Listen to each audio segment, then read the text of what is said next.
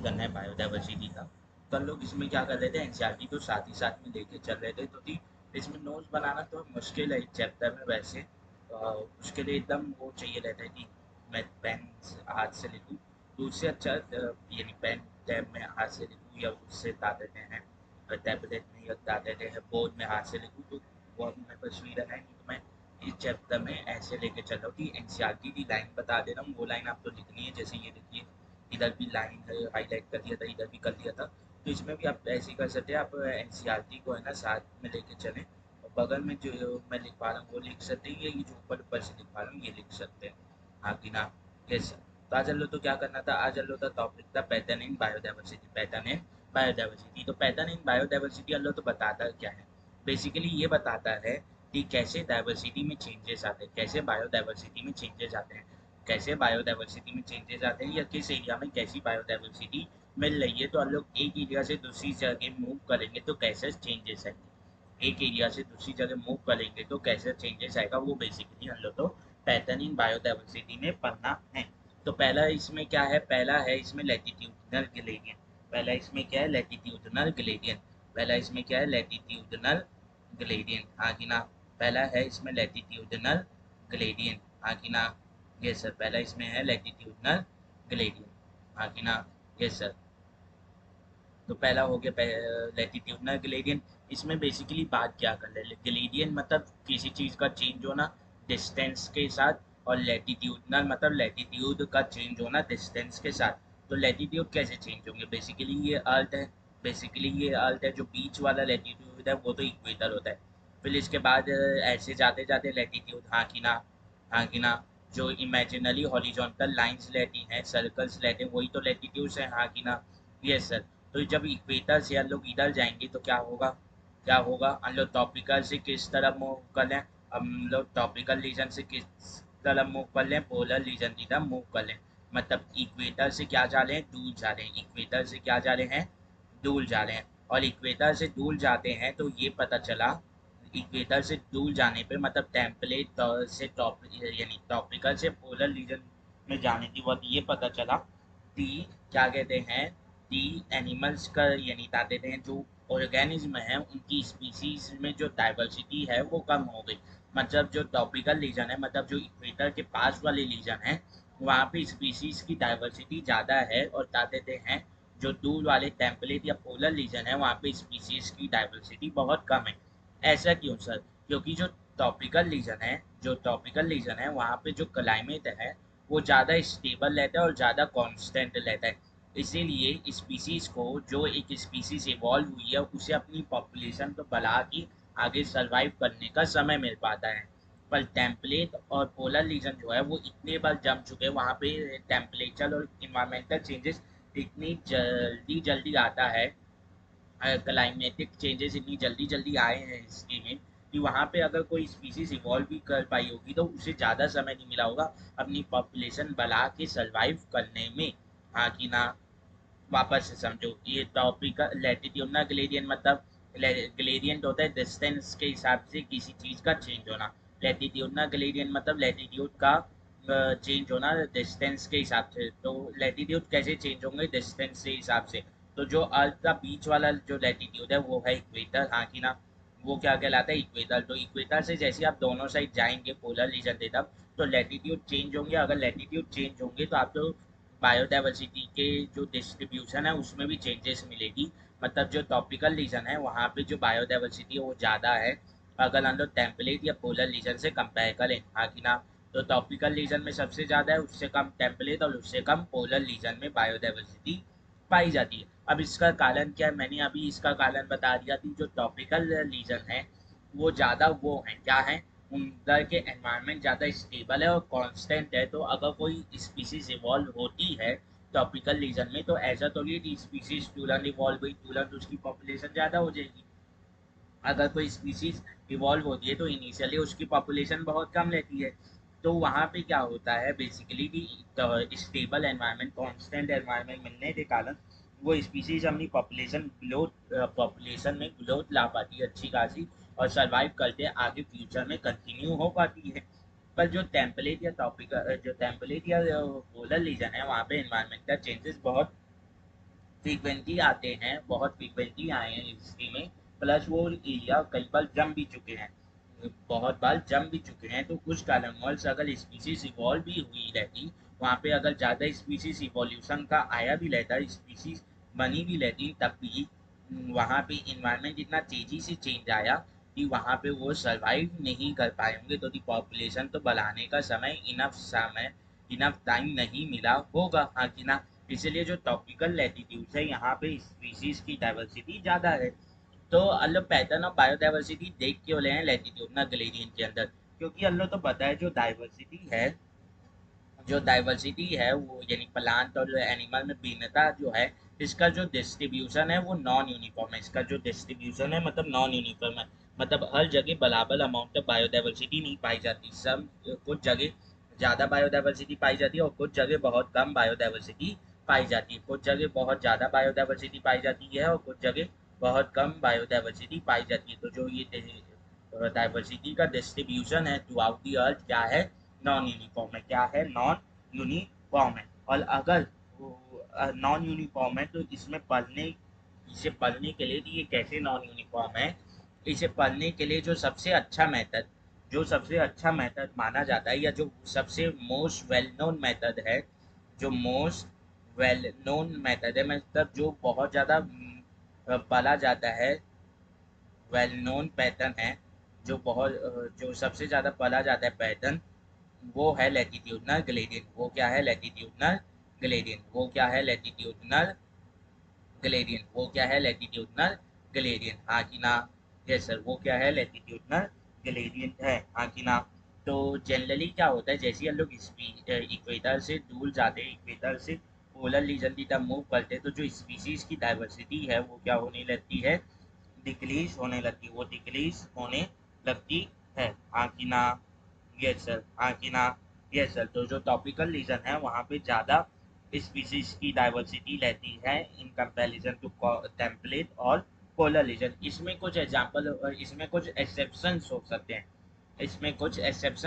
हैं, जिनकी species template में ज़्यादा पाई जाए और पोलर में ज़्यादा पाई जाए इन कंपैरिजन टू ट्रॉपिकल। पर क्या होता है जनरली, जो है, जो मेजॉरिटी ऑफ द ऑर्गेनिज्म में देखा जाता है वो ये है कि ट्रॉपिकल रीजन में ज़्यादा स्पीसीज की डाइवर्सिटी रहती है इन कंपैरिजन टू ज़्यादा स्पीसीज की डाइवर्सिटी रहती है इन कंपैरिजन टू, क्या कहते हैं, टेम्पलेट, या उसके बदले टेम्पलेट बोल सकते हो, या पोलर रीजन के कंपैरिजन में, हाँ कि ना। यस सर, हाँ कि ना। यस सर, ठीक है। तो यहाँ पे मेरे पास 2 स्लाइड है। नहीं, कितनी स्लाइड है यहाँ पे मेरे पास, ये 2 हुई, और मुझे पढ़ाना कितना है इधर, इतना सारा पढ़ाना है ना। ठीक है, तो ये स्लाइड यूज़ कर लेता हूँ मैं। ठीक है, तो इसमें स्लाइड तो आगे बांटेंगे और यूज़ करेंगे। ठीक है, ठीक है। तो अब आते हैं वापस एग्जाम्पल में। इसके एग्जाम्पल में आते हैं। एग्जाम्पल जो है इसका किससे देखेंगे, इसका एग्जाम्पल हम लोग सीधा एनसीईआरटी से देखेंगे। पहला आ जाता है पैटर्न ऑफ बायोडाइवर्सिटी के अंदर लैटिट्यूडनल ग्रेडियंट। लैटिट्यूडनल ग्रेडियंट, इसमें क्या होता है, जो डाइवर्सिटी है प्लांट, इसमें एनसीईआरटी क्या बोलती है, एनसीईआरटी सिंपल सा ये बोलती है, the pattern of plants and animal, the diversity of plants and animal is, the diversity of plants and animal is non uniform, is not uniform, मतलब यूनिफॉर्म नहीं है जी, सब जगह बराबर अमाउंट ऑफ प्लांट और एनिमल बटे हुए हैं through out the world, but show a leather uneven distribution, पर एक अनइवन डिस्ट्रीब्यूशन, मतलब कहीं पे डाइवर्सिटी ज़्यादा है और कहीं पे डाइवर्सिटी बहुत कम है। For many group of plants and of animals or plants, there are interesting pattern in diversity. बहुत से ग्रुप प्लांट्स और एनिमल के लिए इंटरेस्टिंग पैटर्न देखे जाते हैं बायोडाइवर्सिटी में। जो मोस्ट वेल नोन है pattern, the most well known being the latitudinal gradient in diversity, जो सबसे वेल नोन पैटर्न है वो है latitudinal gradient. In general species diversity decreases as we move away from the equator towards the pole. जैसे हम लोग equator से पोल की तरफ मूव करते हैं तो स्पीसीज डाइवर्सिटी डिक्रीज करती है। In general, species diversity decreases as we move away from the equator towards the pole, with very few examples. इसमें कुछ few example हैं जो टॉपिक्स है, मतलब टॉपिकल रीजन है। लैटिट्यूडनल रेंज इसका क्या लेता है, ये याद रखना है 13.5 degree north to 13.5 degree south to 13.5 degree 20 यानी 13 बोलो सॉरी 23.5 डिग्री नॉर्थ से 23.5 डिग्री साउथ 23.5 डिग्री नॉर्थ से 23.5 डिग्री साउथ तक जो लेता है वो लेता है क्या बेसिकली टॉपिकल लैटिट्यूड। मतलब यहाँ पे ले सकते हो 23.5 23.5 हाँ कि ना, ये नॉर्थ हो गया। और यहाँ पे हो जाएगा ये 23.5 23.5 डिग्री हाँ कि ना। तो ये जो लीजन है ये टॉपिकल लीजन कहलाता है हाँ कि ना। ये सर हार्बल मोल स्पीसीज देन टेम्पलेट और पोलर लीजन। यहाँ पे ज़्यादा स्पीसीज पाई जाती है इन कंपैरिजन टू टेम्पलेट और पोलर लीजन। अब यहाँ पे एग्जांपल दिए, कोलंबिया जो है वो लोकेटेड है नियर द इक्वेटर, तो उसके पास नियरली 1400 स्पीसीज है बर्ड्स की। तो वहाँ पे बर्ड्स की कितनी स्पीसीज है 1400। जबकि जो न्यूयॉर्क है जो 41 डिग्री नॉर्थ में, तो अभी हम लोग ने 23.5 डिग्री में क्या बोला कि रेंज में क्या बोला, दोनों साइड क्या बोला कि टॉपिकल लैटिट्यूड है, तो 41 इधर आएगा 41 डिग्री हाँ कि ना। 23.5 डिग्री तक हम लोग ने टॉपिकल लैटिट्यूड बोला, उसके बियॉन्ड टेम्पलेट बोला हाँ कि ना। और फिर ज़्यादा दूर जाने पे तो वो बोला क्या कहते हैं पोलर रीजन बोला। तो 41 डिग्री तक जो है ये किस रीजन में पाया जा रहा है, ये टेम्पलेट रीजन में पाया जा रहा है। तो न्यूयॉर्क जो है वो किस रीजन में पाया जा रहा है, न्यूयॉर्क बेसिकली किस रीजन में पाया जा रहा है, न्यूयॉर्क जो है वो टेम्पलेट रीजन में पाया जा रहा है। न्यूयॉर्क किस रीजन में पाया जा रहा है, टेम्पलेट रीजन में पाया जा रहा है हाँ कि ना। यस सर, न्यूयॉर्क जो है वो टेम्पलेट रीजन में पाया जा रहा है। उसके पास सिर्फ 105 स्पीशीज है, 105 स्पीशीज है किसकी, बर्ड्स की हाँ कि ना। बस की सिर्फ 105 स्पीसीज हैं। और जो ग्रीनलैंड है वो तो ऑल टू इक्वेटर से वो 71 डिग्री नॉर्थ है, जबकि न्यूयॉर्क तो सिर्फ 41 डिग्री नॉर्थ था। जो वो है कौन, ग्रीनलैंड, वो तो 71 डिग्री नॉर्थ है। ये तो ऑल टू है, तो यहाँ पे तो स्पीसीज डाइवर्सिटी और कम होनी चाहिए यहाँ की ना। तो वही होता है, यहाँ पे सिर्फ बर्ड्स की 56 स्पीसीज है, यहाँ पे बर्ड्स की सिर्फ 56 स्पीसीज हैं।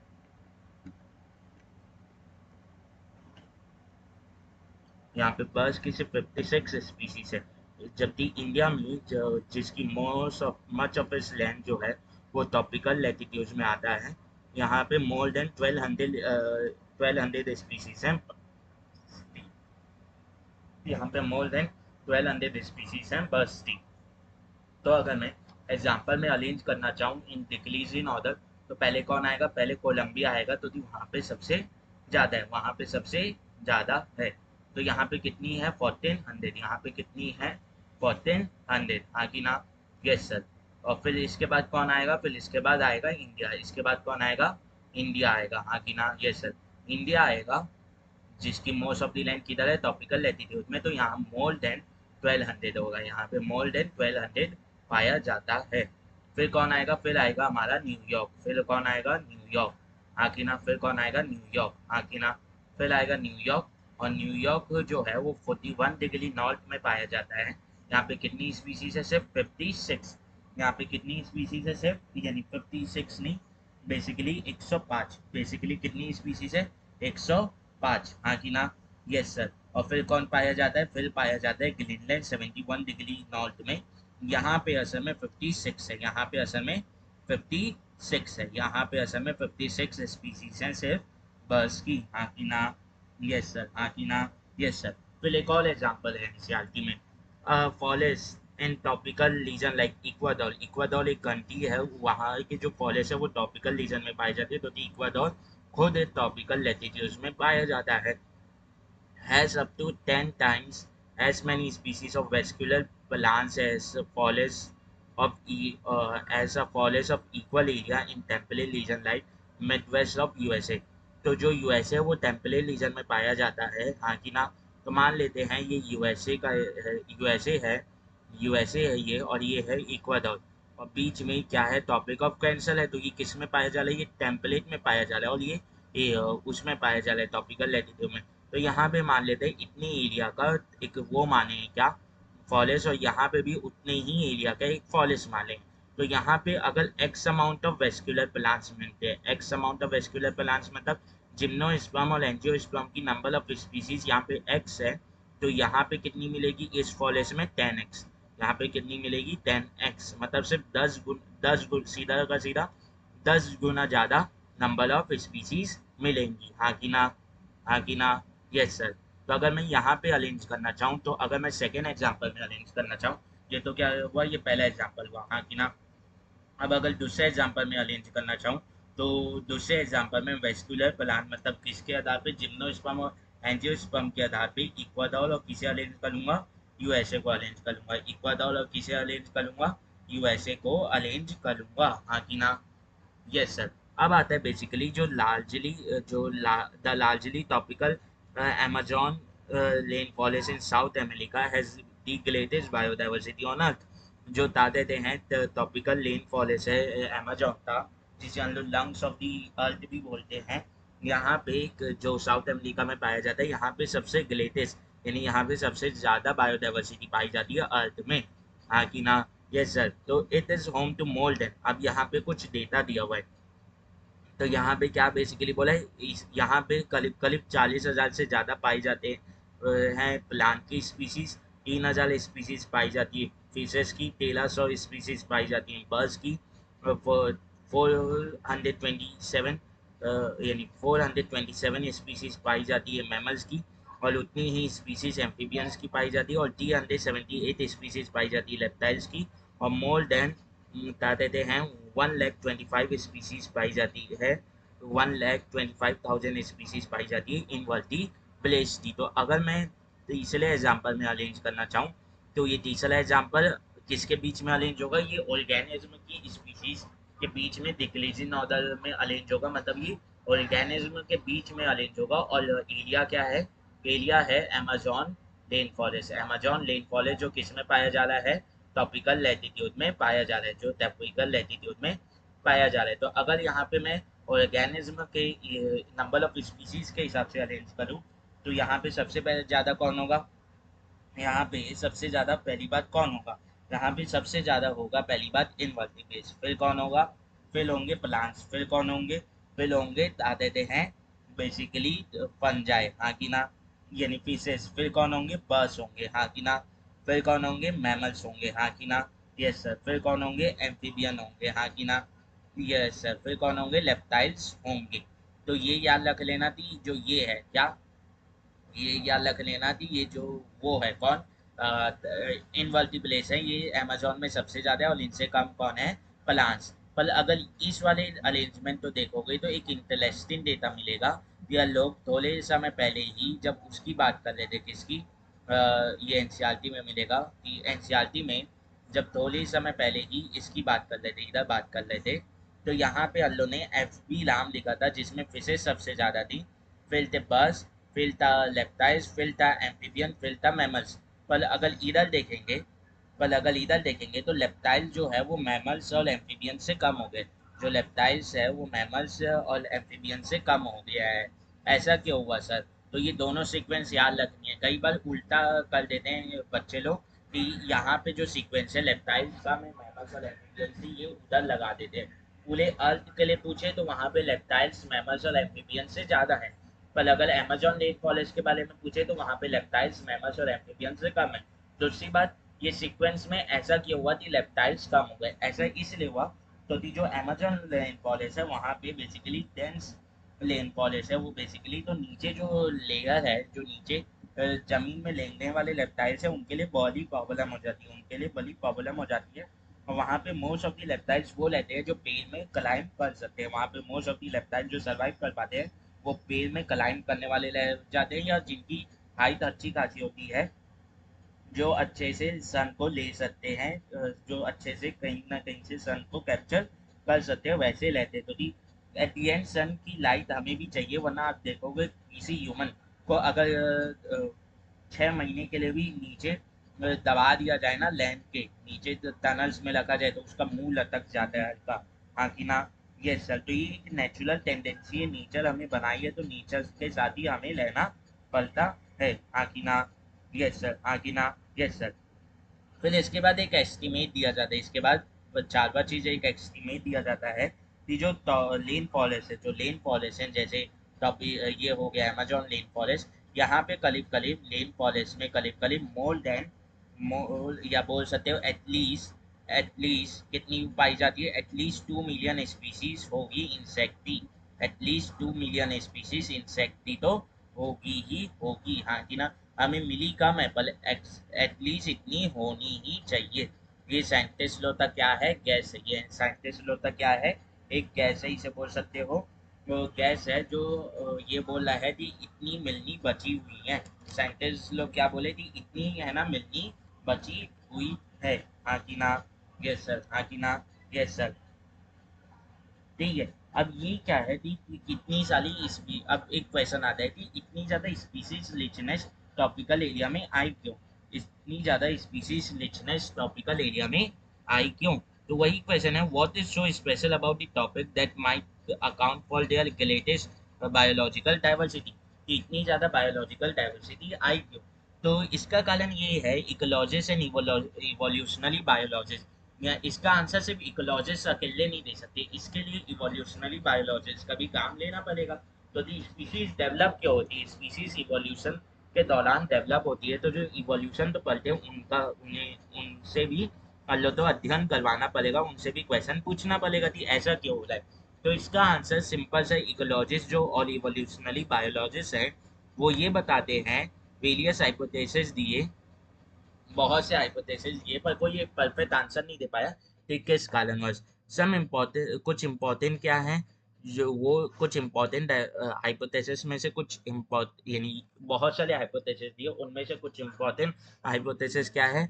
Speciation is general function of time, speciation general function है टाइम का, मतलब जैसे टाइम के साथ साथ स्पीसिएशन मतलब स्पीसीज का फॉर्मेशन तो टाइम के साथ साथ स्पीशीज का फॉर्मेशन होता है। Unlike the temperate region subjected to frequent glaciation, glaciation मतलब जम जाना, ग्लेशिएशन इन दी पास, तो जो टेम्परेट रीजन है वो पास में बहुत बार जमे हुए हैं, वहाँ पे क्लाइमेटिक कंडीशन बहुत जल्दी जल्दी बदली हुई है। तो क्या होता है बेसिकली, वहाँ पे अगर स्पीशीज डेवलप भी होती है तो स्पीशीज को इतना समय नहीं मिलता कि वो आगे अपनी पॉपुलेशन बढ़ा पाए, और स्पीशीज का डेवलप होते सर्वाइव कर पाना, जो स्पीसीएशन है वो तो सीधा टाइम का फंक्शन है, हाँ कि ना। जितना ज़्यादा समय मिलेगा उतना ज़्यादा स्पीसीएशन होगा, तो वहाँ पे बेसिकली समय ही नहीं मिलता। Topical latitude have living relatively undisturbed for millions of years, relatively बोला है मतलब ऐसा नहीं है कि टॉपिकल लैटिट्यूड में चेंजेस नहीं आ रहे थे, टॉपिकल लैटिट्यूड में भी चेंजेस आ रहे थे पर उनसे कम आ रहे थे। टेम्पलेट में जितना जल्दी और जितना अजीब चेंजेस आ रहे थे उससे बहुत ही कम चेंजेस आ रहे थे, तो आप बोल सकते हो कि टॉपिकल लैटिट्यूड बेसिकली अनडिस्टर्ब्ड है, हाँ कि ना। यस सर, एंड दस had a long evolutionary time for species diversification, इसीलिए यहाँ पे स्पीसीज को फैलने के लिए, यहाँ पे स्पीसीज अलग अलग बनने के लिए अच्छा खासा समय मिला है। फिर सेकंड आ जाता है टॉपिकल एनवायरनमेंट, फिर सेकंड रीजन क्या, सेकंड इनिशियली हाइपोथेसिस में से पहली इंपॉर्टेंट हाइपोथेसिस होगी। अब दूसरी इंपॉर्टेंट हाइपोथेसिस क्या है, दूसरी इंपॉर्टेंट हाइपोथेसिस बोलती है कि जो टॉपिकल एनवायरनमेंट है, topical environment unlike the temperate one are less seasonal, यहाँ पे सीजन में जो चेंजेस हैं वो कम आते हैं, सीजन में चेंजेस कम आते हैं, यहाँ पे सीजन कम है, and relatively more constant and predictable, जो ज़्यादा कांस्टेंट है और प्रिडिक्टेबल हैं, जो ज़्यादा कांस्टेंट और प्रिडिक्टेबल हैं। Such constant environment promote niche specialization and lead to a greater species diversity. इस कांस्टेंट एनवायरनमेंट के कारण जो ऑर्गेनिज्म है वो एनवायरनमेंट में अपना जो रोल है वो ज़्यादा अच्छे से समझ पाते हैं, अपने नेस में स्पेशलाइजेशन कर पाते हैं, और जिसके कारण डाइवर्सिटी बहुत ज़्यादा होती है, उसे अपने प्रीडेटर से बचने के लिए भी अच्छा खासा समय मिल जाता है, डेवलपमेंट के लिए समय मिल जाता है, हमने प्ले को पकड़ने के लिए भी जो डेवलपमेंट चाहिए उसमें भी अच्छा खासा समय मिलता है, इससे अलग अलग स्पीसीज में डाइवर्सिफिकेशन अच्छे से होता है। तीसरा इंपॉर्टेंट हाइपोथेसिस ये है कि there is more solar energy available in topics, ज़्यादा सोलर एनर्जी ज़्यादा अवेलेबल है टॉपिक्स में, which contribute to higher productivity, इसीलिए यहाँ की इकोसिस्टम में प्रोडक्टिविटी ज़्यादा है, इसीलिए यहाँ की इकोसिस्टम में प्रोडक्टिविटी ज़्यादा है, और जहाँ पे प्रोडक्टिविटी ज़्यादा रहेगी वहाँ पे ऑब्वियस सी बात है प्रोड्यूसर की डेवलपमेंट ज़्यादा होगी, और प्रोड्यूसर की डेवलपमेंट ज़्यादा होगी तो बेसिकली जो वो है इकोसिस्टम स्टेबल होगा, और अगर इकोसिस्टम स्टेबल होता है तो डाइवर्सिटी अच्छे से बढ़ पाती है, which in turn contribute indirectly to greater diversity. अब यहाँ पे इनडायरेक्टली क्या बोला, क्योंकि हायर प्रोडक्टिविटी डायरेक्टली अच्छी डाइवर्सिटी नहीं दे रही।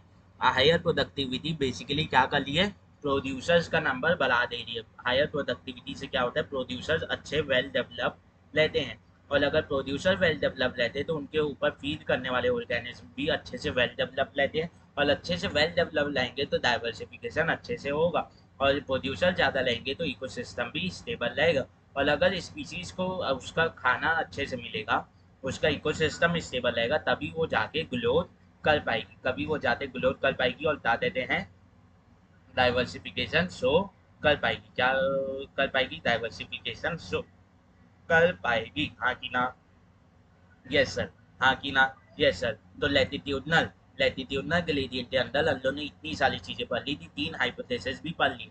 अब बता देते, अब आते स्पीसीज एरिया रिलेशनशिप में। अब आते बेसिकली स्पीसीज एरिया रिलेशनशिप में। अब बेसिकली किसके ऊपर आते, अब आते बेसिकली स्पीसीज एरिया रिलेशनशिप।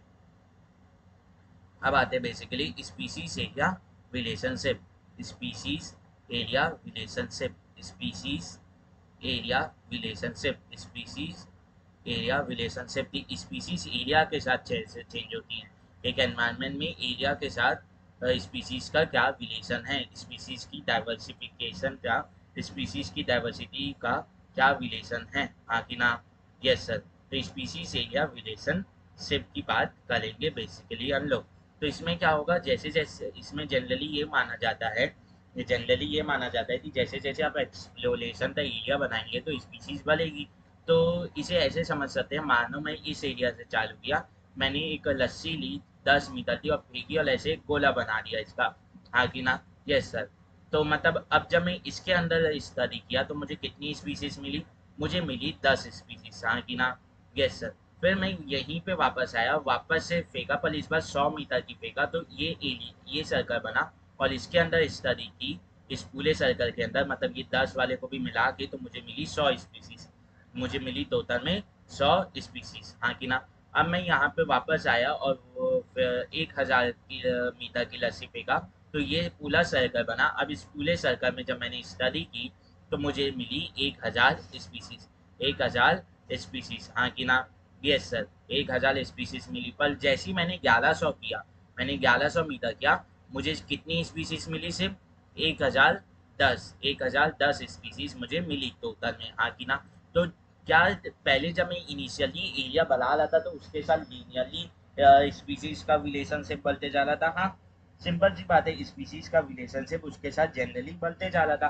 पर क्या जैसी एक समय के बाद क्या हुआ, जब मैं एरिया लगातार बढ़ाते चालो तब भी उतना ज़्यादा चेंज नहीं आ रहा, चेंज आ रहा है पर क्या उतना ज़्यादा चेंज आ रहा है, क्या उतना ज़्यादा इंक्रीज आ रहा है, जिस हद से एरिया में इंक्रीज आ रहा है क्या उतना इंक्रीज आ पा रहा है, तो आंसर है नहीं, सिंपल सी बात है नहीं, हाँ कि ना, यस सर। तो वही चीज इसमें बात की गई है, वही चीज इसमें बात की गई है बेसिकली, कि एरिया अलग सोचते हैं कि जैसे जैसे एरिया बढ़ाएंगे वैसे वैसे स्पीसीज जो है वो बढ़ते जाएंगी, पर ऐसा नहीं है, वो एक समय तक ही बढ़ सकती है, उससे ज्यादा नहीं बढ़ सकती, हाँ कि ना।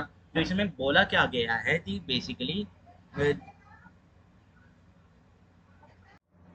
ठीक है, तो हम लोग ने क्या पढ़ा कि स्पीसीज एरिया रिलेशनशिप में जैसे जैसे एरिया बढ़ाते जाएंगे तो बायोडाइवर्सिटी बढ़ती जाएगी। पर क्या बायोडाइवर्सिटी एक्चुअली वो है जो हम लोग बोलना चाह रहे हैं, क्या बायोडाइवर्सिटी सिर्फ स्पीसीज की रिचनेस है, या स्पीसीज का अच्छा खासा पाया जाना भी है।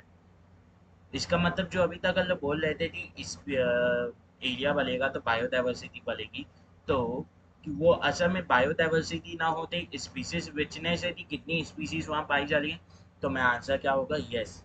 जो अभी तक हम लोग बोल रहे थे कि एरिया बढ़ते जा रहा है, बायोडाइवर्सिटी बढ़ते जा रही है, एरिया बढ़ते जा रहा है, बायोडाइवर्सिटी बढ़ते जा रही है, पर अब तो लिमिट बढ़ रही है, तो इसमें हम लोग बार बार शब्द यूज कर रहे थे बायोडाइवर्सिटी, पर क्या एक्चुअली बायोडाइवर्सिटी वो है सिर्फ स्पीसीज रिचनेस के ऊपर, नहीं, बायोडाइवर्सिटी स्पीसीज इक्वलाइजेशन के ऊपर भी डिपेंड करती है।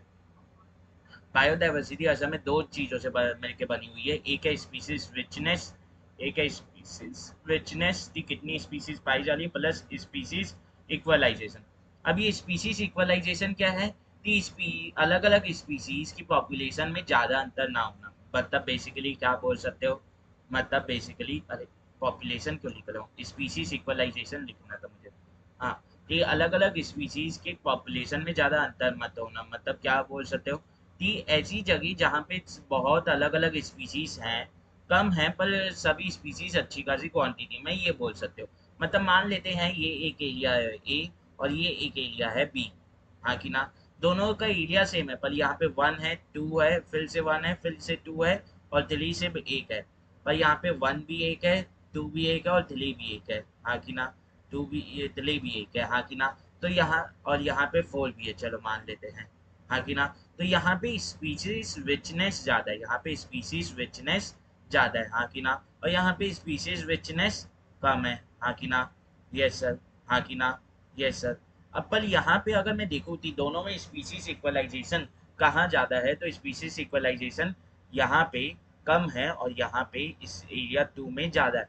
क्यों? तो दी इक्वलाइजेशन होता है बराबर लाना, और स्पीसीज को बराबर कब लाएंगे, जब उनकी पॉपुलेशन में जो नंबर ऑफ इंडिविजुअल्स है वो करीब करीब बराबर होंगे, हाँ कि ना, मतलब स्पीसीज इक्वलाइजेशन मतलब स्पीसीज की जो पॉपुलेशन है वो भी, उनमें जो मेंबर्स हैं उनका भी नंबर इक्वल होना, उनका नंबर में भी ज़्यादा चेंजेस ना आना, ज़्यादा डिफरेंस ना होना, स्पीसीज इक्वलाइजेशन और स्पीसीज रिचनेस दोनों मिलके क्या बनाते हैं, बायोडाइवर्सिटी। तो अभी तक जो अल्लाह बोल रहे थे कि biodiversity is proportional to species, यानी biodiversity is proportional to area, वो असल में species richness proportional to area है, species richness proportional to area, तो दी बायोडाइवर्सिटी स्पीसीज इक्वलाइजेशन के ऊपर भी डिपेंड करती है, हाँ कि ना, यस सर। पर ये कंसेप्ट जो है, ये जो अल्लो लगाई थी स्पीसीज रिचनेस है डायरेक्टली प्रोपोर्शनल टू एरिया, ये अप टू अ लिमिट ही काम करेगा, ये अप टू अ लिमिट ही काम करेगा, एक लिमिट तक ही ये काम करेगा, एक लिमिट से ज़्यादा ये काम नहीं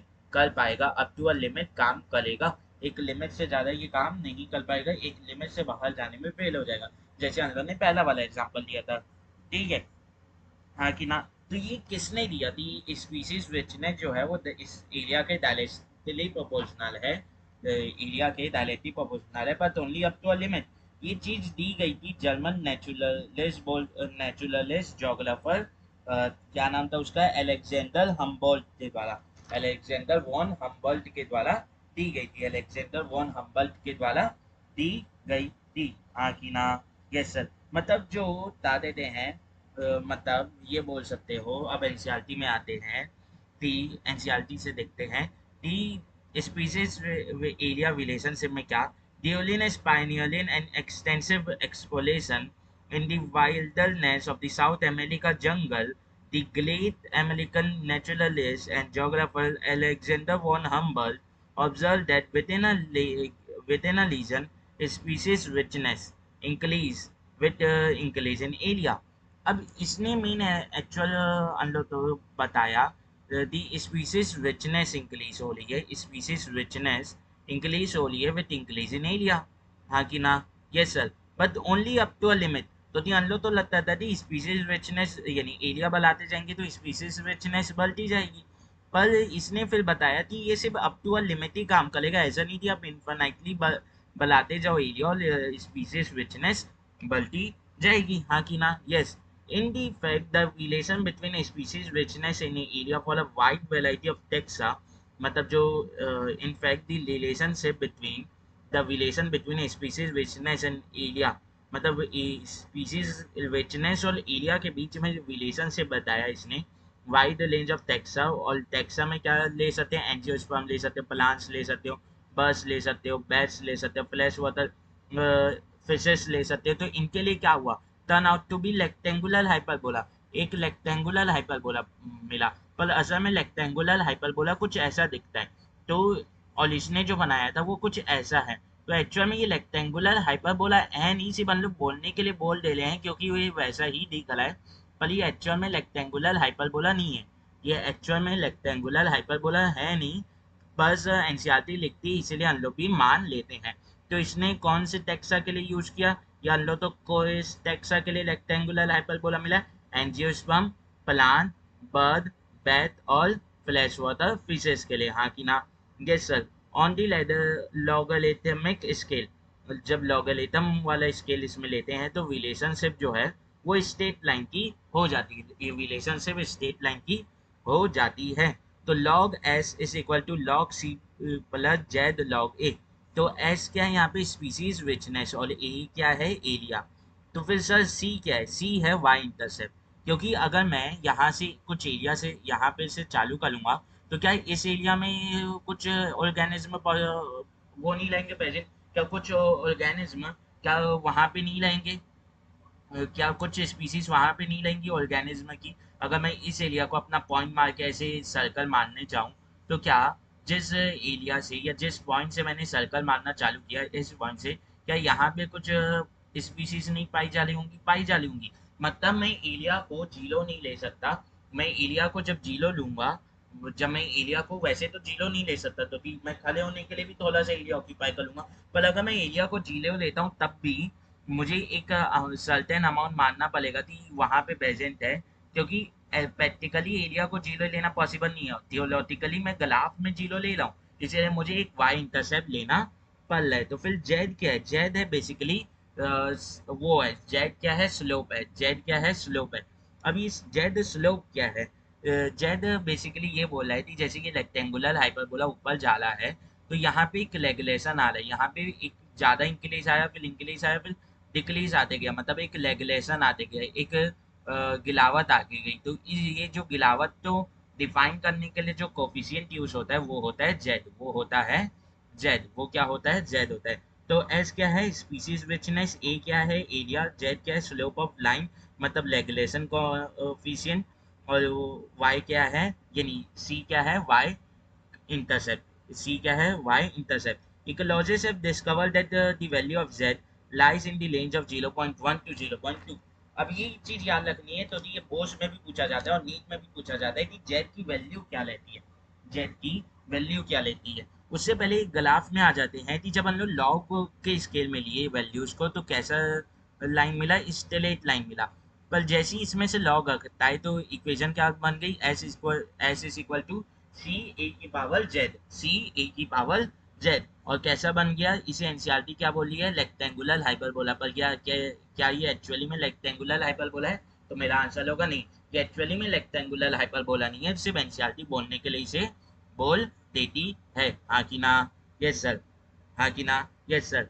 अब आते हैं बेसिकली दी इकोलॉजिस्ट ने क्या बोला कि जेड की जो वैल्यू है वो लाई करती 0.1 से 0.2 के बीच में। क्या कहते हैं? Regardless of the taxonomic globe और डिलीजन, मतलब कि 0.1 से 0.2 के बीच में लाई करती है कि चाहे कोई सा भी टेक्सोनोमिक ग्लोब हो, चाहे कोई सा भी रीजन हो, हाँ कि ना?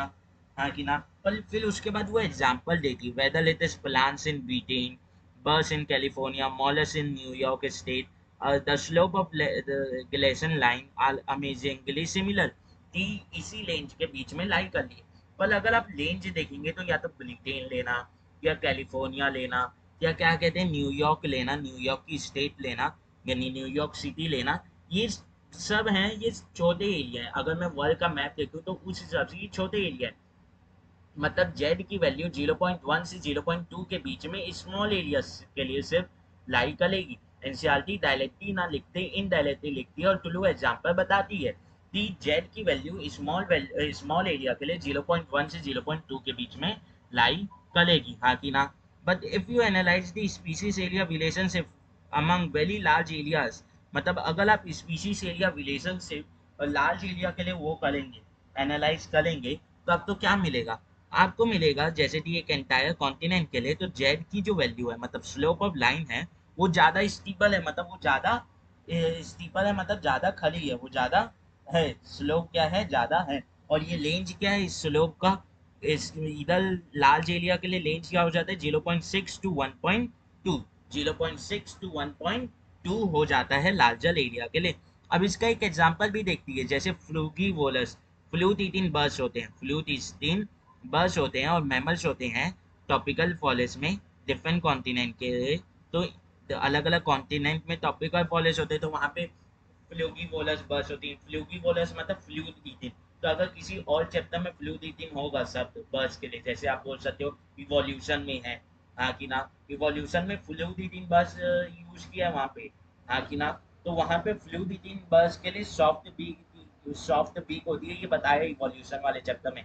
पर अगर एनसीईआरटी लिंक कर दे यहाँ से बोल दे कि फ्लूगीवोलस बर्ड्स की जो बीक रहती है वो सॉफ्ट रहती है, तो ये नहीं होगा कि आउट ऑफ एनसीईआरटी है, तो एनसीईआरटी दूसरे चैप्टर मतलब बायोडाइवर्सिटी एंड कंजर्वेशन जो चैप्टर मतलब पढ़ लें इसमें बता लिए थी फ्लूगीवोलस बर्ड्स का मतलब क्या होता है, और वहाँ पे इसी बर्ड्स के लिए लिख ली थी सॉफ्ट बीक होता है, हाँ कि ना। ऐसे अगर किसी और चैप्टर्स में कोई डेटा दिया, कोई नाम दिया हुआ है और उस चीज से रिलेटेड किसी और चैप्टर में भी डेटा है, तो इसका मतलब वो नहीं हो जाता कि मैं दोनों डेटा तो मिला दूं तो वो आउट ऑफ एनसीईआरटी हो जाता है, ठीक है।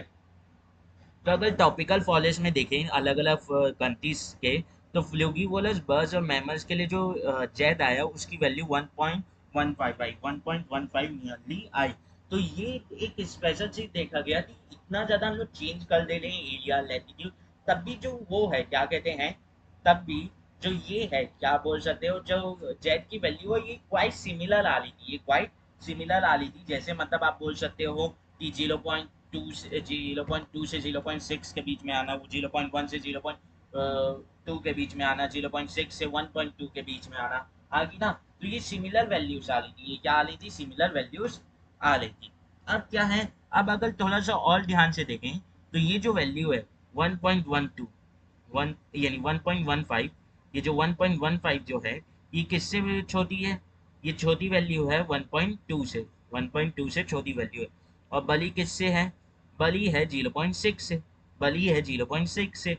तो यहाँ पे जो टॉपिकल फॉरेस्ट का एरिया लिया गया है अलग अलग कंट्रीज में, इसे किस के अंदर लिया गया है, इसे लाल जेलिया के अंदर लिया गया है, इसे किसके अंदर लिया गया है, लाल जेलिया के अंदर लिया गया, मतलब 0.6 टू 0.6 से 1.2 के रेंज के बीच में लिया गया है, हाँ कि ना, यस सर, ठीक है, समझ में आया, ठीक है। अब आते हैं दूसरे एक चीज, दूसरे टॉपिक के ऊपर कि इम्पोर्टेंस क्या है। हम लोग बोल रहे हैं कि इकोसिस्टम में स्पीसीज डाइवर्सिटी पाई जा रही, पर इम्पोर्टेंस क्या है, ऐसा क्या है स्पीसीज डाइवर्सिटी में जिसके कारण इतनी सारी इकोसिस्टम में स्टेबिलिटी आती है, इतने सारे इकोसिस्टम में स्टेबिलिटी आती है, और इकोसिस्टम के लिए ये स्पीसीज डाइवर्सिटी इतनी इंपॉर्टेंट क्यों है, क्योंकि हम लोग पढ़ते रहते कंटिन्यूसली बचपन से कि हमें हर प्रकार की स्पीसीज की जरूरत है, पर क्यों है जरूरत, क्यों है, क्या इनकी ऐसी इंपॉर्टेंस आ गई थी ये इकोसिस्टम के लिए इतनी इंपॉर्टेंट हो गए, तो वही इंपॉर्टेंस हम लोग तो समझ नहीं है। तो पहला एक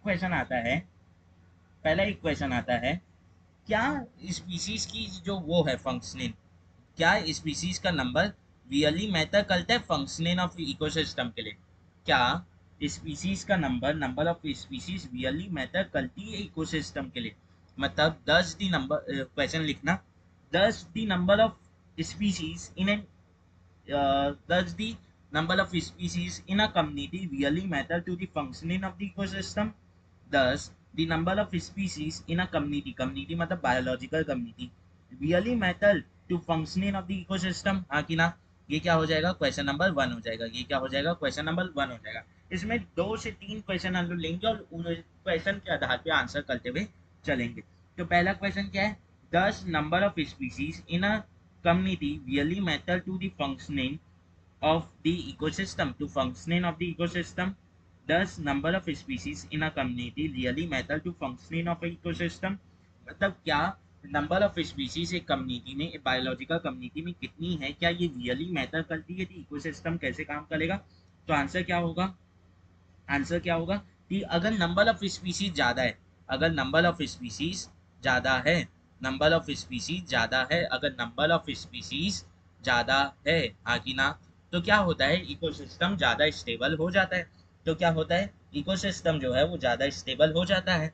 अगर नंबर ऑफ स्पीसीज ज्यादा है तो इकोसिस्टम क्या हो जाता है, ज्यादा स्टेबल हो जाता है, स्टेबिलिटी ऑफ इकोसिस्टम क्या हो जाती है, इंक्रीज हो जाती है, स्टेबिलिटी ऑफ इकोसिस्टम क्या हो जाती है, इंक्रीज हो जाती है, स्टेबिलिटी इंक्रीज हो जाती है, हाँ कि ना, यस सर, हाँ कि ना, यस सर।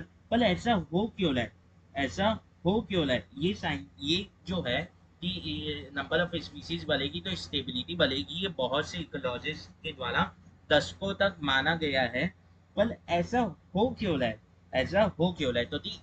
तो इसका एक पॉसिबल रीजन है, या एक अंडरस्टैंडेबल, या एक फैक्चुअल रीजन है जिसे आप थोड़ा सा अच्छे से समझ सकते हैं। वो है कि जैसे जैसे नंबर ऑफ स्पीसीज बढ़ेगी, जैसे जैसे नंबर ऑफ स्पीसीज बढ़ेगी, पहली बात फूड वेब में नंबर ऑफ ऑर्गेनिज्म बढ़ेंगे, और अगर फूड वेब में टॉपिक लेवल्स बढ़ेंगे, अगर फूड वेब में टॉपिक्स लेवल बढ़ेंगे, तो फूड के जो वो हैं चॉइसेस वो बढ़ेंगे।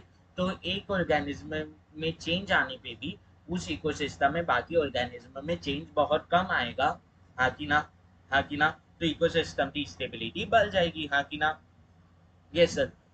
इसे इस तरीके से समझ सकते हो कि फूड जैसे जैसे ऑर्गेनिज्म का इंटरेक्शन बढ़ेगा, इकोसिस्टम में स्टेबिलिटी आते जाएगी, इकोसिस्टम में स्टेबिलिटी आते जाएगी। ज्यादा इंटरेक्शन तो ज्यादा स्टेबिलिटी। हाँ कि ना? पर तो इससे एक क्वेश्चन आता है, इससे एक क्वेश्चन आता है कि ये जो बायोलॉजिकल कम्युनिटी है, ये जो बायोलॉजिकल कम्युनिटी है, ये कैसे स्टेबल होते जा रही है जैसे नंबर ऑफ स्पीसीज बढ़ते जा रहे हैं? तो इसका कोई डेफिनेट आंसर नहीं है। कि अगर अब मैं पूछूं, चलो मान लिया कि नंबर ऑफ स्पीसीज एक कम्युनिटी में बढ़ रही है तो इकोसिस्टम के फंक्शनिंग के लिए वो इम्पोर्टेंट है। पर ऐसा क्या बोला है कि बायोलॉजिकल कम्युनिटी जो है और इकोसिस्टम है वो स्टेबल होते जा रहे हैं जैसे ही नंबर ऑफ स्पीसीज बढ़ रही है? तो इसका एक आंसर है, इसका आंसर है कि कोई इसका डेफिनेट रीजन नहीं है। आप ऐसा नहीं बोल सकते यार ये रीजन है, इस कारणवश इंक्रीज हो रहा है। ये सिर्फ एक समझने की बात है, ये एक अंडरस्टैंडिंग की बात है कि हाँ इंक्रीज हो रहा है बस। अब इसका कोई रीजन नहीं दे सकते, इसका कोई रीजन एक्सप्लेन नहीं किया जा सकता, इसका कोई रीजन एक्सप्लेन नहीं किया जा सकता साइंटिस्ट के द्वारा। हाँ कि ना? Yes sir. हाँ कि ना? तो सेकंड क्वेश्चन क्या लिखेंगे हम लोग? क्वेश्चन नंबर 2 लिखेंगे। क्वेश्चन नंबर 2 क्या लिखेंगे हम लोग? क्वेश्चन नंबर 2 हमारे लिए क्या रहेगा? क्वेश्चन नंबर 2 रहेगा, what exactly what exactly is the stability of biological community? What exactly is the stability of biological community? तो अभी हम लोग बोल रहे हैं नंबर ऑफ स्पीशीज बढ़ेंगी तो बायोलॉजिकल कम्युनिटी की स्टेबिलिटी बढ़ेगी और इकोसिस्टम की स्टेबिलिटी बढ़ेगी। तो सर ये बायोलॉजिकल कम्युनिटी की स्टेबिलिटी है क्या, ये तो पहले बताओ, ये तो पहले बताओ। तो बायोलॉजिकल कम्युनिटी की जो स्टेबिलिटी है, ये बोल सकते हो कि एक स्टेबिलिटी क्या होती है? स्टेबिलिटी होती है कि ज़्यादा वेरिएशन ना है प्रोडक्टिविटी में, ज़्यादा वेरिएशन ना है प्रोडक्टिविटी में, उसका जो वहाँ पे रोल है उसमें ज़्यादा वेरिएशन ना है। जैसे बोल सकते हो हम लोग पंजाब से वो ले ले, जो हमारा भारत का वो है एक स्टेट है तो पंजाब, वहाँ से हम लोग पहले साल में क्या लिए? गेहूँ लिए। वहाँ से हम लोग पहले साल में गेहूँ लिए पूरे भारत के लोग। हाँ कि ना? तो अच्छा खासा गेहूं मिला तो हम लोग तो लगा यार पंजाब हमारे जो फूड है, हमारा जो गेहूं है उसकी नीड को पूरी कर देगा। हाँ कि ना? तो हम लोग वहां से गेहूं लिए। पर दूसरे साल क्या हुआ, वहां पे अकाल पड़ गया, पंजाब में अकाल पड़ गया, और वहां पे प्रोडक्टिविटी हुई ना, प्रोडक्टिविटी हुई नहीं, यानी प्रोडक्टिविटी ये प्रोड्यूस कोई खाना हुआ ही नहीं। गेहूं की फसल उगी नहीं, गेहूं की पूरी फसल जो उगी भी थी वो भी बर्बाद हो गई, आधी तो उगी नहीं, और जो उगी थी वो भी बर्बाद हो गई, मतलब प्रोडक्टिविटी बहुत कम हो गई। हाँ कि ना? तो क्या अब पंजाब को एक स्टेबल माना जा सकता है कि एक स्टेबल बेसिस माना जा सकता है जहाँ से हम लोग गेहूं ले पाए? तो आंसर होगा नहीं। और वहीं अगर मैं राजस्थान या मध्य प्रदेश की बात करूँ, चलो मध्य प्रदेश की बात करते हैं। मध्य प्रदेश में हम लोग ने पहले साल प्रोडक्टिविटी पंजाब से कम थी, पर इससे भी हम लोग खाना ले सकते थे। दूसरे साल भी इसमें प्रोडक्टिविटी अच्छे से मिल गई। तो क्या कौन सा ज़्यादा रिलायबल बात न रहेगा, कौन सा ज़्यादा रिलायबल सोर्स रहेगा? पंजाब जहाँ से गेहूं एक साल तो अच्छा है पर अगले साल बर्बाद हो गया, या बता देते हैं मध्य प्रदेश जो हर साल गेहूं अच्छा दे रहा है, दो उसकी क्वांटिटी पंजाब से एक साल से कम है हर साल, पर कंटिन्यू हर साल दे पा रहे, तो ज़्यादा स्टेबल कौन हुआ? मध्य प्रदेश की, जिसमें ज़्यादा वेरिएशन नहीं आया। तो यही होती है स्टेबिलिटी। स्टेबिलिटी होती है या तो आप रेजिस्टेंट हो जाओ या रेजिलियंट हो जाओ, या तो आप रेजिस्टेंट हो जाओ या रेजिलियंट हो जाओ। रेजिस्टेंट हो जाओ मतलब अपने ऊपर चेंज ही मत आने दो, इन्वायरमेंट में जो भी चेंज आए आप अपने ऊपर चेंज ही मत आने दो। या तो आप रेजिलियंट हो जाओ मतलब आप में अगर इन्वायरमेंट के कारण चेंज भी आ गए तो आप अपनी बैक टू नॉर्मल पोजीशन आ जाओ, अब बैक टू अपनी नॉर्मल पोजीशन आ जाओ। हाँ कि ना? Yes sir. हाँ कि ना? Yes sir. तो स्टेबिलिटी बायोलॉजिकल कम्युनिटी थी होती क्या है? ये होती है, आप तो रेजिस्टेंट हो जाना है या रेजिलिएंट हो जाना है। आपको रेजिस्टेंट हो जाना है या रेजिलिएंट हो जाना है। रेजिस्टेंट मतलब दी आप एनवायरमेंटल फैक्टर के कारण आप में कोई चेंज ना है। चलो ठीक है, आप में कोई चेंज आ रहा है तो आप तो रेजिलिएंट हो जाना है कि आप में चेंजेस आया, तो जब वापस नॉर्मल होंगी कंडीशन तो आप तो अपने नॉर्मल कंडीशन में वापस आना है, आप तो रिकवरी शो करनी है। ये हो जाता है रेजिलिएंट, हाँ कि ना। तो बायोलॉजिकल कम्युनिटी की स्टेबिलिटी होती है कि वो रेजिस्टेंट हो जाए और रेजिलिएंट हो जाए ओकेशनल फैक्टर्स, ओकेशनल डिस्टर्बेंस के लिए, ओकेशनल अनफेवरेबल फैक्टर्स के लिए, जो नेचुरल भी हो सकते हैं, मैन मेड भी हो सकते हैं। पर इसे रेजिस्टेंट ही होना पड़ेगा एलियन स्पीसीज के इन्वेजन के लिए। एलियन स्पीसीज के इन्वेजन मतलब एलियन स्पीसीज मतलब जो उस हैबिटेट में नेचुरली नहीं पाई जा रही। मान लेते हैं ये एक एरिया है, यहाँ पे कोई स्पीसीज है ए, हाँ कि ना, वो यहीं पे पाई जा रही, पर एक स्पीसीज बाहर से आती है जो कभी यहीं नहीं पाई गई, और वो अचानक से इस एरिया में अपना कब्जा जमाने लगती है। वो एलियन स्पीसीज है और वो क्या कर रही है, इन्वेजन कर रही है। वो क्या कर रही है, इन्वेजन कर रही है। तो ए को बी के प्रति क्या होना पड़ेगा, रेजिस्टेंट होना पड़ेगा। क्या होना पड़ेगा, रेजिस्टेंट होना पड़ेगा। ये नहीं हो सकता कि वो रेजिलिएंट हो जाए, ये ना हो कि वो रेजिलिएंट हो जाए। वो रेजिलिएंट नहीं होना चाहिए, क्या होना चाहिए, रेजिस्टेंट होना चाहिए, हाँ कि ना। यस सर, हाँ कि ना। यस सर, हाँ कि ना। यस सर, ठीक है। अब हमें ये नहीं पता कि प्रोडक्टिविटी, रेजिस्टेंट या रेजिलिएंट होना अटैक से ये कैसे स्पीसीज रिचनेस के इंक्रीज होने से इंक्रीज होता है। पर डेविड टेलमैन के द्वारा एक एक्सपेरिमेंट किया गया था। डेविड टेलमैन के द्वारा एक आउटडोर प्लॉट बनाते एक्सपेरिमेंट किया गया था, जिससे हम लोग टेंटेटिव मतलब एक ऐसा आंसर जिसके ऊपर हम लोग विश्वास कर सकते वो मिला था। उसने क्या किया था, दो प्लॉट बनाए थे, जो दो अपने गार्डन में खोपचे बनाए थे। एक में जो स्पीसीज डाइवर्सिटी थी, स्पीसीज रिचनेस थी, वो कम थी, तो वहां पे जो प्रोडक्टिविटी है वो कम थी। पर एक में स्पीसीज रिचनेस अच्छी थी तो वहां पे प्रोडक्टिविटी ज्यादा थी, वहां पे प्रोडक्टिविटी ज्यादा थी। तो उसने एक्सपेरिमेंट करके दिखाया, उसने ऐसा कोई थियोलॉजिकल आंसर नहीं दिया कि ये ऐसा है, ये ऐसा है तो ऐसा है, इसलिए नाम से हुआ। पर उसने एक्सपेरिमेंट करके दिखाया यार कि हम लोग इसे समझ ही नहीं पा रहे, तो एक्सपेरिमेंट करके देख लेते हैं कि चलो एक्सपेरिमेंट करके मान लेते हैं कि हाँ स्पीशीज रिचनेस बढ़ेगी तो प्रोडक्टिविटी, रेजिलिएंट होना, रेजिस्टेंट होना बढ़ जाएगा, हाँ कि ना। यस सर, हाँ कि ना। Yes sir. हमें पता है कि जो रिच बायोडाइवर्सिटी है, जो रिच बायोडाइवर्सिटी है मतलब स्पीसीज रिचनेस अच्छी होना, स्पीसीज इक्वलाइजेशन अच्छी होना, एक इकोसिस्टम में सिर्फ एक ही स्पीसीज का दबदबा नहीं होना, सभी स्पीसीज को बराबरी मिलना एक इकोसिस्टम में, ये जो है ये सिर्फ एसेंशियल नहीं है इकोसिस्टम की हेल्थ के लिए, ये बड़ी इम्पेलेटिव है, मतलब बड़ी इंपॉर्टेंट है उस इकोसिस्टम में जितने भी लिविंग ऑर्गेनिज्म हैं, या ह्यूमन ही मान लो, ह्यूमन के सर्वाइवल के लिए ये बहुत ही जरूरी है, ह्यूमन के सर्वाइवल के लिए भी। ऐसे ऐसे मान के मत चलो कि यार इकोसिस्टम की ये बहुत इंपॉर्टेंट है, ये ह्यूमन के सर्वाइवल के लिए भी बहुत इंपॉर्टेंट है, हाँ कि ना। Yes sir. अब इसके ऊपर एक क्वेश्चन आता है, अब इसके में एक क्वेश्चन आता है स्पेशल।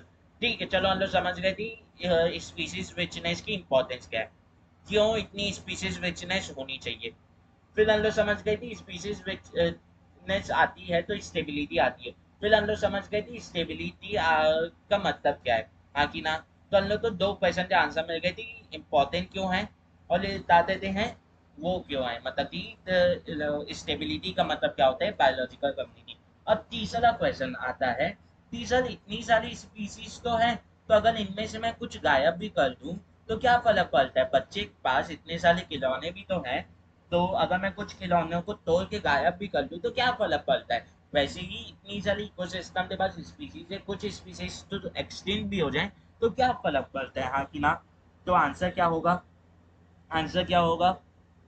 आंसर जानने से पहले हम समझ सकते हैं इसे एक एग्जांपल से, जो मेरे दिमाग में आया कि जैसे हमारी जो घर है उनमें एंट्स पाई जाती हैं, तो एंट्स गायब हो जाए हमारे घर में से, घर में जितनी भी एक उसमें घर में हमारी जितनी भी एंट्स है वो गायब हो जाए, तो क्या वो हमें इफेक्ट करेगा। हाँ, वो हमें इफेक्ट तो करेगा पर हमें वो नोटिस नहीं होगा जल्दी से, हमें वो नोटिस नहीं होगा जल्दी से, वो over the period of time हमें नोटिस होगा। दूसरी चीज, एक पौंड से क्या हो जाए, एक पौंड से जितने भी मेंढक है सब गायब हो जाए तो क्या नोटिस होगा, क्या नोटिस होगा।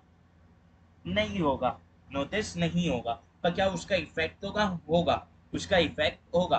पर क्या वो इफेक्ट हम लोग तो तुरंत दिख जाएगा? नहीं, वो इफेक्ट हमें समय के दौरान, समय के काल चक्र के साथ दिखेगा, काल चक्र, समय के चक्र के साथ दिखेगा। जैसे जैसे समय बढ़ता जाएगा वैसे वैसे हमें दिखता जाएगा कि क्या उसका इम्पैक्ट आ रहा है। मतलब जो डिसअपियरेंस है स्पीसीज की, ये ह्यूमन तो इफेक्ट तो करती हैं, डायरेक्टली भी करती है और इनडायरेक्टली भी करती है, हाँ कि ना? डायरेक्टली भी कर सकती है और इनडायरेक्टली भी कर सकती है। इनका जो इफेक्ट है वो नोटिसेबल तुरंत हो सकता है या over the period of time noticeable होगा। मतलब इफेक्ट तो आएगा, चाहे वो तुरंत दिख जाए या थोड़ी देर से दिख जाए, चाहे वो तुरंत दिख जाए या थोड़ी देर से दिख जाए। तो अब इसे एक्सप्लेन करने के लिए कि कैसे हम लोग तो छोटे छोटे छोटे समय में दिखेगा, इसे एक्सप्लेन करने के लिए एक हाइपोथेसिस दी गई, एक वो दिया गया, बोल सकते हो थ्योरी दी गई, या एक वो दिया गया एग्जांपल, जिसे बोलते हैं लिवेट पॉपर्स हाइपोथेसिस, जिसे बोलते हैं लिवेट पॉपर हाइपोथेसिस, हाँ कि ना? अब ये लिवेट पॉपर हाइपोथेसिस क्या? लिवेट होते हैं नट, लिवेट क्या होते हैं? स्क्लू होते हैं, नट होते हैं। लिवेट क्या होते हैं? क्लू या नट, क्या वो दी गई हाइपोथेसिस? विवेट पॉपर हाइपोथेसिस, हाँ कि ना? विवेट पॉपर हाइपोथेसिस, हाँ कि ना?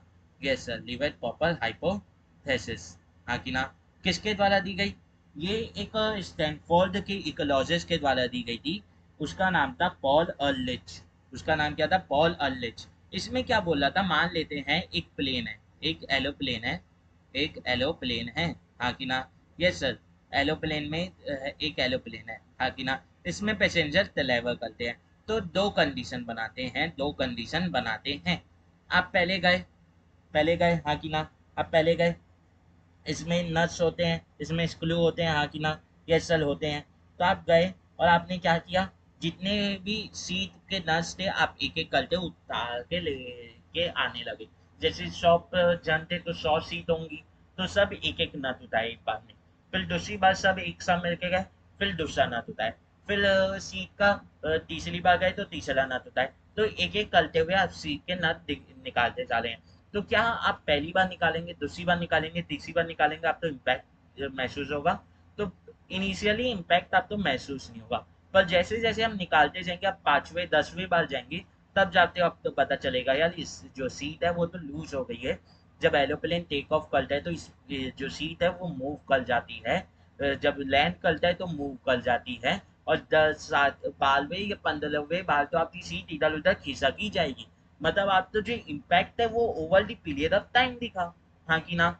अब क्या करो कि आप पहली बार में ही, आप पहली बार गए पर आप प्लेन के जो वो हैं, जो वो हैं विंग्स, उसके नट निकाल रहे, उसके नट निकाल रहे, तो आप उसमें से दो नट भी एक बार में निकाल दोगे ना, तो आप तो एक ही बार में इम्पैक्ट दिखने लग जाएगा, उसमें एक बार में ही इम्पैक्ट दिखने लग जाएगा, हाँ कि ना?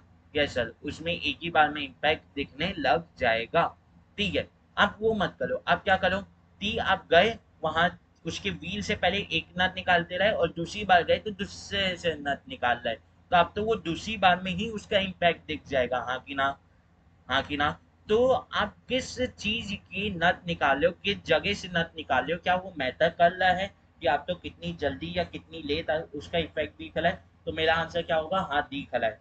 तो वैसे ही इकोसिस्टम है, इकोसिस्टम एक प्लेन है जो सभी नट जब अपनी अपनी पोजीशन में रहते हैं पास, तब चल पाता है। वैसे ही इकोसिस्टम एक प्लेन है जो तब चल पाता है जब उसके जितने भी लिविंग ऑर्गेनिज्म है, जितनी भी बायोलॉजिकल कम्युनिटी में स्पीसीज है, वो अपना अपना काम करती है, तब वो चल पाता है। तो एक भी वो नट गायब होगा तो इम्पैक्ट आएगा, वो इम्पैक्ट हमें भले समय बाद दिखे या तुरंत दिख जाए, ये मैटर नहीं करता, हाँ कि ना? इम्पैक्ट तो आ रहा है, हाँ कि ना?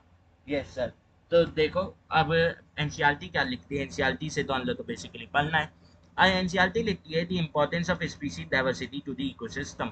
Does the number of species in a community really matter to the functioning of ecosystem? क्या एक स्पीसीज का नंबर कितना है कम्युनिटी में, क्या ये रियली मैटर करता है इकोसिस्टम में, हाँ कि ना? यही क्वेश्चन मैं लिखवाया था।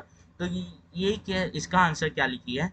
This is a question for which ecologist have not been able to give a definite answer. इसका कोई डेफिनेट आंसर इकोलॉजिस्ट दे नहीं पाए हैं। For many decades ecologist believe that the community with more species generally tend to be more stable than those with less species. मतलब ऐसी community जिनमें ज़्यादा स्पीसीज है वो जनरली टेंस हुई या जनरली दिखी ज़्यादा स्टेबल उन इस कम्युनिटी से जिनके पास कम वो थी स्पीसीज। वॉट तो अब आता है कि चलो मान लेते हैं कम्युनिटी ज़्यादा स्टेबल है, पर ये स्टेबिलिटी है क्या, ये स्टेबिलिटी है क्या? What exactly is the stability of the biological community? कि हम लोग किस आधार पे बोल रहे हैं कि कम्युनिटी वो है स्टेबल? तो a stable community should not show too much variation, too much variation नहीं दिखना चाहिए। जैसे मैंने पंजाब और एमपी से गेहूं के डिपेंडेंस में वो लिया था एग्जांपल, कि पंजाब में मैं पहले साल डिपेंडेंस हुआ पर मुझे उसने अगले साल ही धोखा दे दिया। पर जब मैं एमपी से अपना गेहूं लाने लगा तो मुझे एमपी हर साल पंजाब से थोड़ा सा कम दे रहा था पर हर साल दे रहा था। तो उसमें मेरा ज़्यादा फायदा, मैं एमपी के ऊपर अच्छे से डिपेंडेंसी शो कर सकता हूँ, हाँ कि ना? तो ज़्यादा वेरिएशन नहीं दिखना चाहिए in productivity from year to year. अब यहाँ पे प्रोडक्टिविटी शब्द क्यों यूज़ किया? तो the productivity at the end ecosystem में खाना लाती है, और जब इकोसिस्टम में खाना सही से आएगा तभी लिविंग ऑर्गेनिज्म अच्छे से फंक्शन कर पाएंगे, हाँ कि ना? Yes sir. It must be either resistant और रेजिलियंट, या तो वो रेजिस्टेंट हो जाए या रेजिलियंट हो जाए। रेजिस्टेंट हो जाए मतलब या तो उसमें इम्पैक्ट ना पड़े, या रेजिलियंट हो जाए मतलब इम्पैक्ट पड़े तो वो अपनी नॉर्मल कंडीशन में वापस आ पाए, रिकवरी हो पाए।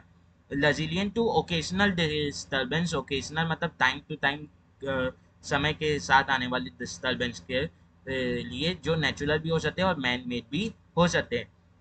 It must also be resistant to invasion of alien species, उसे एलियन स्पीसीज के इन्वेजन के लिए भी रेजिस्टेंट रहना चाहिए। अब यहाँ पे रेजिस्टेंट रहना चाहिए, उसे रेजिलियंट नहीं रहना चाहिए। तो दी एक बार एलियन स्पीसीज घुस गई, वो क्या पता आपको चांस ना दे रेजिलियंट होते रिकवरी शो करने का, हाँ कि ना? Yes sir.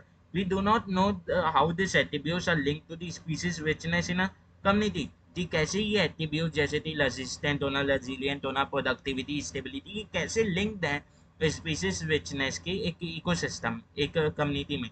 But David Tilman's long term ecosystem experiment using the outdoor plot provide some tentative answer. जो डेविड टिलमैन्स का वो लंबे समय तक चलने वाला एक इकोसिस्टम का एक्सपेरिमेंट था आउटडोर प्लॉट्स के ऊपर, मतलब उसने गार्डन खेत उधार लिए थे उसमें, हाँ कि ना? तो वो कुछ टेंटेटिव आंसर देते हैं। टिलमैन्स फाउंड, यहाँ पे दूसरा हाईलाइटर लेते हैं basically. Tilman's found that the plot which have more species showed less year-to-year variation in total biomass. He also showed that in his experiment, increased diversity contributed to increased productivity. मतलब ऐसी जो बता देते हैं, ऐसी जो प्लॉट था जिसमें स्पीसीज डाइवर्सिटी ज़्यादा थी, स्पीसीज रिचनेस ज़्यादा थी, उसमें चेंजेस कम आए, चेंजेस ना के बराबर आए, constant La year to year. दूसरी बात, स्पीसीज रिचनेस जिसमें ज़्यादा थी उसमें प्रोडक्टिविटी भी ज़्यादा मिली, हाँ कि ना? Yes sir. उसमें प्रोडक्टिविटी भी ज़्यादा की ज़्यादा मिली। Although we may not understand completely how species richness contribute to well-being of an ecosystem, we know enough to realize that the rich biodiversity is not essential for the ecosystem health, but imperative for very survival of human race on planet. कि चलो मान लेते हैं हम लोग definite answer नहीं दे सकते, हम लोग पूरी तरीके से समझ नहीं सकते कि स्पीसीज रिचनेस कैसे इकोसिस्टम के वेलबींग के लिए इंपॉर्टेंट है। पर हम इतना तो समझ गए हैं कि ये जो रिच बायोडाइवर्सिटी है, ये जो रिच स्पीसीज रिचनेस और स्पीसीज इक्वलाइजेशन जो है, ये सिर्फ इकोसिस्टम के हेल्दी रहने के, इकोसिस्टम के फंक्शनल रहने के लिए, एग्जिस्ट करने के लिए इम्पोर्टेंट नहीं, ये ह्यूमन रेस के लिए के सर्वाइवल के लिए भी बहुत इंपॉर्टेंट है। At the time when we are losing species at an alarming rate, जिस समय यानी अभी जब हम लोग एक स्पीसीज को लूज करते जा रहे हैं एक अलार्मिंग रेट के साथ, one might ask, does it really matter if a few species becomes extinct? क्या ये रियली मैटर करेगा? क्या ये रियली हमें परेशान करेगा कि कुछ स्पीसीज गायब हो जाए? Would Western Ghats ecosystem be less functional if one of the telephylog species is lost forever?